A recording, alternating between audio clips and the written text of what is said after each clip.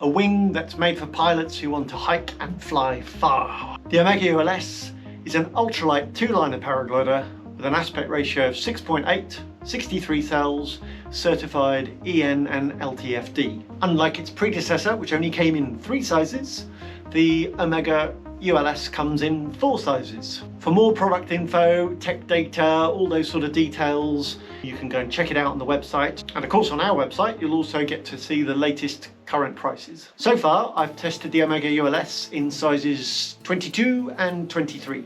So I would have flown the size 24 as well that we got in, but one of our customers snaffled it first. And I flew the size 23 with all up weights between 88 up to 100 kilos, which is right at the top of the certified weight range, just to see how it flies at those different weights. I've tested the OMEGA ULS with 4 different harnesses so far, starting off with the latest, the advanced weightless, which is about 2 kilos. Then next, the Genie X-Light at about 3 kilos. Then we've got, next is the Ultralight 4, about 4 kilos. And similar weight as well as the Niviuk Arrow. And I wanted to fly it with those different harnesses. Well, actually one, because I was testing the different harnesses to get to know them really well, but also because I just wanted to fly the glider with different harnesses to see how much it changed the behaviour of the glider. To be honest, other than the fact that each of the harnesses has a different character and flavour and the weight shift, I didn't feel like changing the harnesses particularly changed the character of the glider all that much. But I felt with the OMEGA ULS that actually flying in different parts of the weight ranges didn't affect how the glider flew that much. It did a bit, but not a lot. Some gliders kind of, you feel like they really want to be flown in a more particular part, usually, especially higher performance gliders, heavily loaded. But the OMEGA ULS tolerates being flown at quite different weight ranges. That's something that's useful to know because if you're flying in different conditions and you want to fly in, so if you're flying really strong conditions, then you're going to fly it more heavier and more loaded. But if you're flying in really light, scratchy conditions, which we get in the UK quite a lot, and you want to make the most out of very weak light lift, then it tolerates that really well. And because of the handling, it's still turns very nicely. So the idea with when I'm testing the wings like this is that I'm trying to kind of verify and check how the glider actually behaves compared to other wings. So how it is on the ground and also obviously how it flies. And then trying to check the behavior, the handling, but also then the performance to get an idea. I feel like the OMEGA ULS for the class is particularly easy for the class, as in it's an E&D glider, but the pilot demands on the ground feel almost like E&C really. They're very easy, like its predecessor, the OMEGA X-Alps 3. It's got very sorted inflation, launch kind of coming up characteristics, and ground handling. It's very, very easy to ground handle for the class. However, I still think it's slightly more demanding than some of the E&C two-liner paragliders. But it probably is at least as easy as some of the more demanding ones on the ground for launch. It's a glider that I definitely want to just play around with and ground handle, rather than feeling like I just want to get this up and off the ground. I'm quite happy to pop it up and put it off to the side and kite and run around with it. Talking about the feeling of the glider, well, yeah, it's got the wing itself is super solid. It's got a really solid feeling to it, very confidence inspiring, and it cuts through the air really, really nicely. At the same time, it's got good feedback, so straight away you can feel what the air's doing, and yeah, it does move around a bit, but it's actually more solid. I feel it's more solid and moves around less than some of the standard weight E&C two-liners. So yeah, I feel like as soon as you take off with the OMEGA ULS, in fact, as soon as you launch, you feel straight away 2 things really occur to you. One is the glider feels super solid and very well behaved, as I've said. The other thing is, well, perhaps not quite on such a positive side, is the brakes are very long. That did surprise me.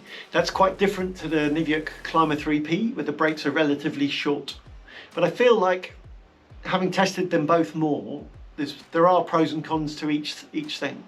And I feel like the OMEGA ULS's handling is very nice. I think it's got good agility. It's not super agile. I felt like the Climber 3P is a bit more agile than it, but it's got a very nice, agile and playful character to it, despite the long brakes. But once you've taken a wrap and you get used to that, then the glider turns very nicely. With the OMEGA ULS, I felt like, because of the fact that it cuts into the air nicely, it doesn't pitch around too much, I could cut in and turn tightly, nice and tightly on those little surges, the wind-blown surges that you need to turn right on. I feel like the sort of conditions I flew in today are a particularly good test, because you need both agility, and a glider needs to be agile and cut into thermals and be able to turn, but it also needs to be efficient to actually turn in those weak, wind-blown, broken up thermals. If you've got a glider that doesn't turn, you just get spat out the side all the time and you just can't turn in it. If you've got a glider that's agile but keeps losing a lot of sink rate as you do that, then you won't climb in the weak thermals. And it wasn't moving around unnecessarily, it was just sitting nicely above my head. And so that gave me a real good confidence to kind of stuff the brake in and get the glider around and crank it up in some climbs. Well, an important part of a racing paraglide like this is the speed system and how is it on bar. It's the X-Alps racing wing that Chrigel flies, so it's not going to be a slouch, is it? And yeah, it feels very, very good performance, and I think there's no surprise there. Just really excellent performance. The bar is, but what I'd like to comment on is the bar is super solid. The glider feels really, really solid.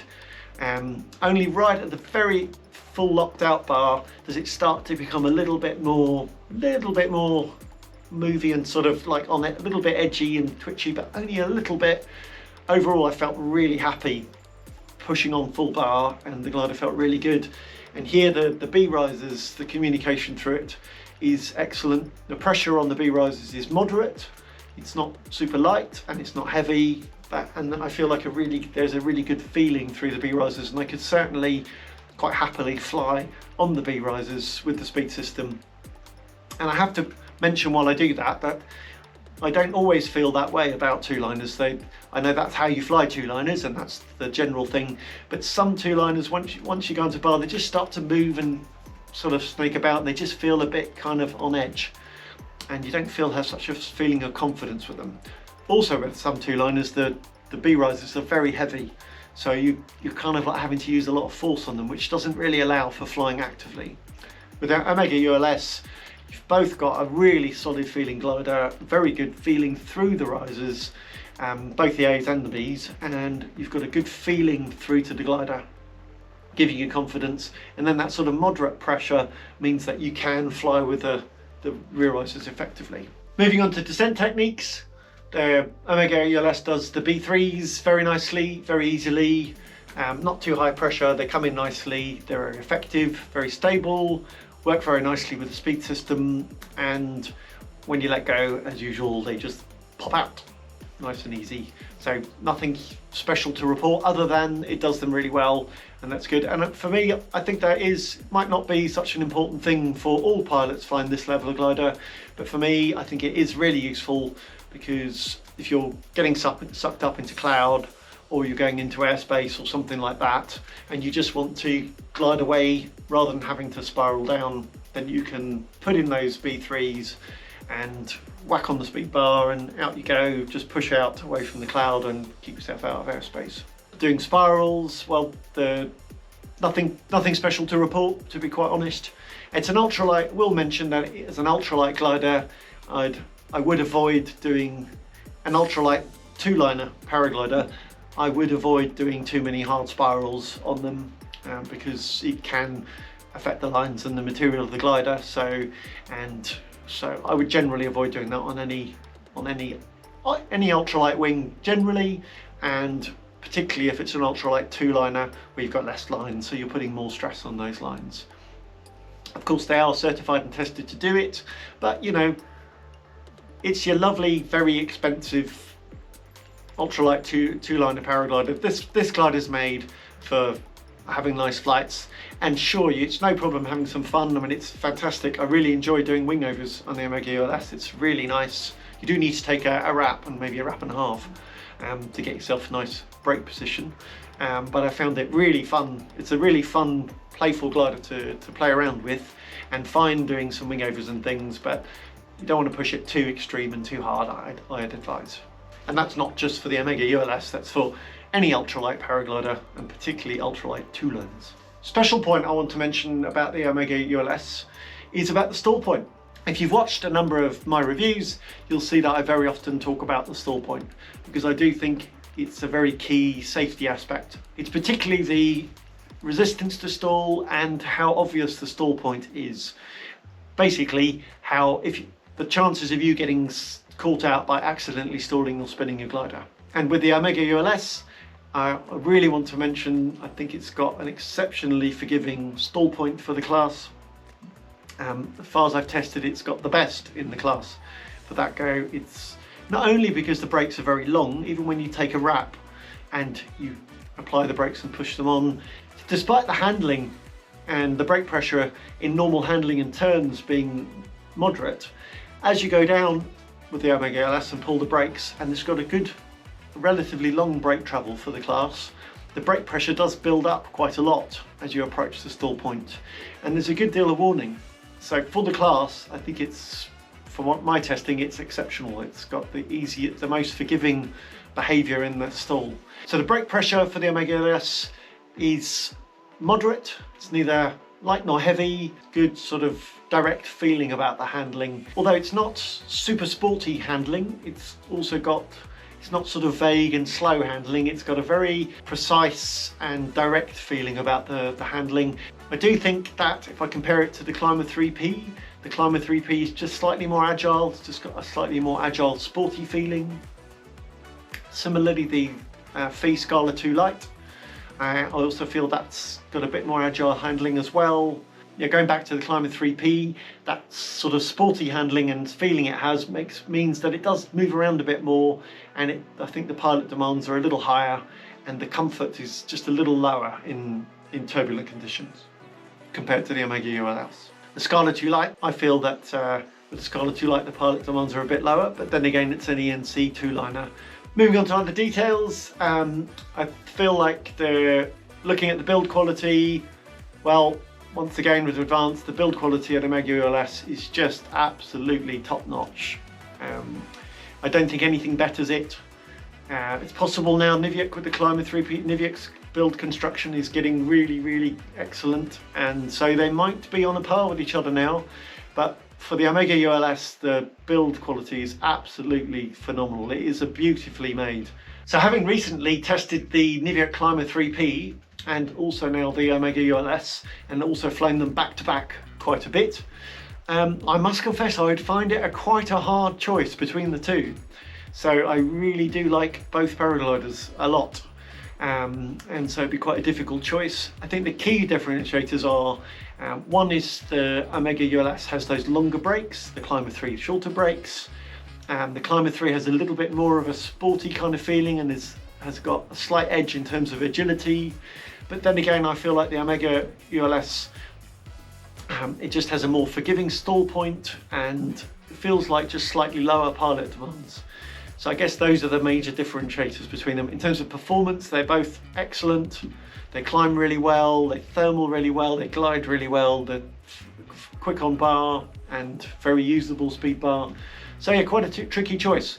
One key difference between them is that the sizing is a bit different, so the weight ranges work out different, and it's exactly what we've had happen with some of our customers, some of who've ordered Omega ULSs from us and some who've ordered Climber 3Ps, and one pilot in particular noted that he was just in a better place in the weight range on the Climber 3P. So he similarly had a difficult choice. In the past has flown advanced paragliders and ended up going for the Climber 3P because the weight range just worked for him better. Another point to mention between the Omega ULS and the Climber 3P is the Climber 3P is slightly lighter as well.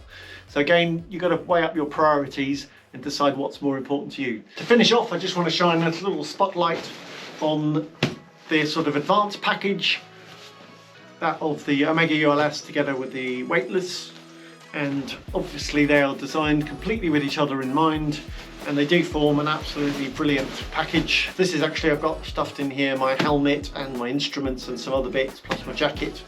This is in the light pack ULS 70 litres, and it just makes a really great package both on the ground and in the air, just to show that you can see why manufacturers are using nitinol in lightweight paragliders because they're the emphasis on not only on getting the weight down, but it's also about, if you hike and fly, you obviously want to get your kit as small as possible to get into a smaller backpack, which saves more weight, but also just from a carrying comfort point of view, it's much more comfortable to have a small backpack rather than one hanging off your back, a big one hanging off your back. You can see with the nitinol rods in here, it's really not a problem to squish the paraglider right down. So this is the size 23, which is up to 100 kilos. And you can see how amazingly compact. Bear in mind, this is a super high performance paraglider and it weighs a bit over 3 kilos and packs down really small. You could, if you wanted to, even fold it and make it smaller again. Could fold it and make it even smaller again, but that's a nice size, and that fits really perfectly in the Advanced Light Pack ULS. Okay, that's enough, that's a wrap. I'm going flying. I'm off.